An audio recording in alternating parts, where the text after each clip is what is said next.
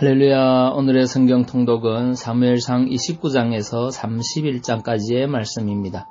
오늘은 사무엘상 29장의 말씀을 통하여 사람이 비록 실수를 해도 하나님의 구속사는 단절되지 않습니다 라는 말씀으로 은혜를 나누겠습니다. 오늘의 본문 사무엘상 29장 2절의 말씀입니다.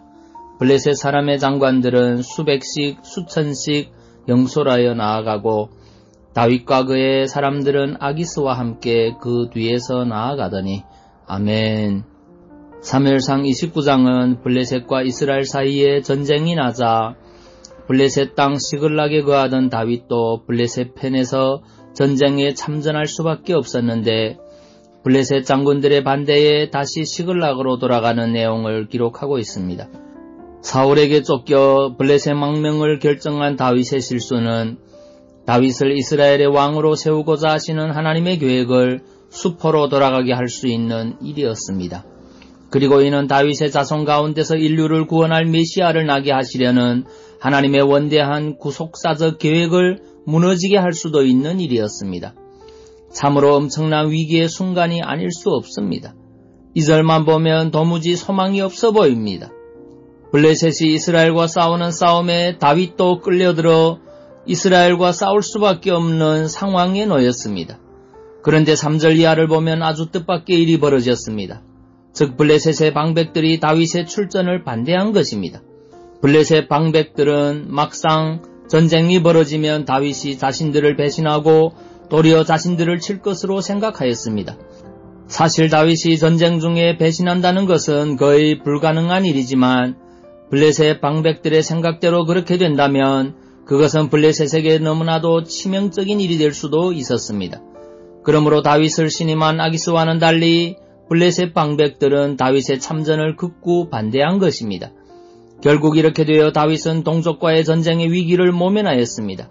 결과적으로 그를 이스라엘의 새로운 왕으로 세우고자 하셨던 하나님의 계획과 더 나아가 다윗의 자손 가운데서 인류의 구원자가 나게 하시려는 하나님의 뜻도 이루어지게 되었습니다. 물론 이는 당신의 구속사적 계획이 수포로 돌아가지 않도록 하기 위해 하나님께서 강권적으로 섭리하신 결과입니다. 즉 다윗이 전쟁에 참전하지 않게 된 것은 블레셋 방백들이 다윗을 불신한 결과이지만 그 배후에는 당신의 구속사적 계획이 수포로 돌아가지 않도록 하기 위해 블레셋 방백들의 마음을 움직인 하나님의 강권적인 섭리하심이 있었던 것입니다. 이러한 사실이 보여주듯이 하나님의 택한 사람이 실수를 함에도 불구하고 온 우주 만물의 주권자와 섭리자가 되시는 하나님의 섭리로 말미암아 하나님의 구속사는 결코 단절되지 아니하고 이어지며 마침내는 이루어지게 됩니다. 우리는 이를 아브라함의 거듭된 실수, 선민 이스라엘의 실수, 그리고 그 외에도 성경에 무수히 등장하는 하나님의 택한 사람들의 실수에도 불구하고 하나님의 구속사가 지금까지 한순간에 단절됨이 없이 이어져 온 사실로 확인할 수 있습니다. 그렇습니다. 하나님은 오늘 당신의 택한 백성인 우리 성도들이 연약하여 거듭 실수를 할지라도 당신의 놀라운 섭리로 구속사를 이끌어 가시며 마침내는 그리스도의 재림을 통해 이것을 완성하실 것입니다. 우리는 이 사실을 믿어야 됩니다. 그리고 우리의 구원과 천국의 도래를 확신해야 합니다. 우리가 이러한 믿음을 가질 때 우리는 어떤 역경에서도 흔들리지 않고 힘있게 신앙생활을 할 수 있을 것입니다. 오늘도 그 하나님의 섭리를 믿고 승리하는 하루 되시기를 바랍니다.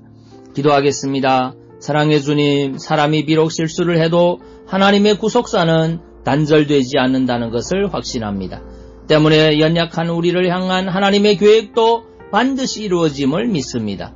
이 전능하신 하나님을 날마다 더 의지하고 확신하는 믿음의 성도들이 되게 하옵소서. 예수님 이름으로 기도하옵나이다. 아멘.